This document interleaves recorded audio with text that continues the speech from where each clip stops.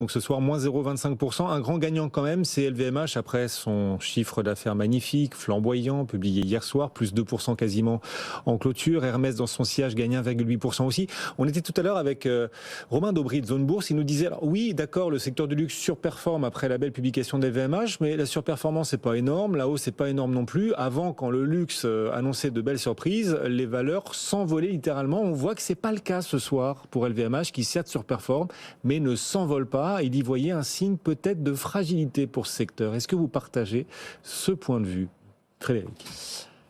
Alors le luxe, ça reste... mon camarade ici présent adore le luxe, donc il en parle à chaque fois qu'on est ensemble. C'est vrai que pour l'instant, c'est un secteur absolument privilégié, hein, puisqu'on voit toujours de la croissance, on voit toujours des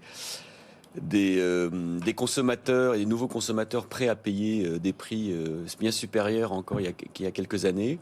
La seule chose, c'est qu'effectivement, c'est un secteur qui, aujourd'hui, quand on regarde les valorisations, n'ont jamais été aussi élevées en relatif par rapport à d'autres secteurs. Donc c'est sûr que pour l'instant, c'est toujours des très très bonnes nouvelles.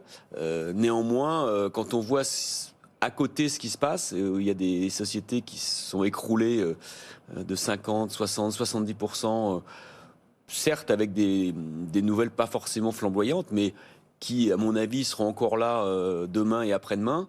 C'est sûr qu'aujourd'hui, s'acheter du LVMH qui va très bien, mais quand on pense que peut-être que ça va aller un peu plus mal demain, malgré tout, c'est une très très belle société, donc il n'y a pas de problème, mais il n'y a pas de raison non plus d'acheter comme un fou LVMH, sachant que la valorisation est déjà très élevée malgré tout. Franck, même question. Est-ce que, alors oui, bien sûr, LVMH, superbe publication, mais un titre qui finalement gagne moins de 2%. Alors il surperforme, mais c'est pas flamboyant. La performance boursière n'est pas aussi flamboyante que la performance financière et le chiffre d'affaires annoncé hier par LVMH.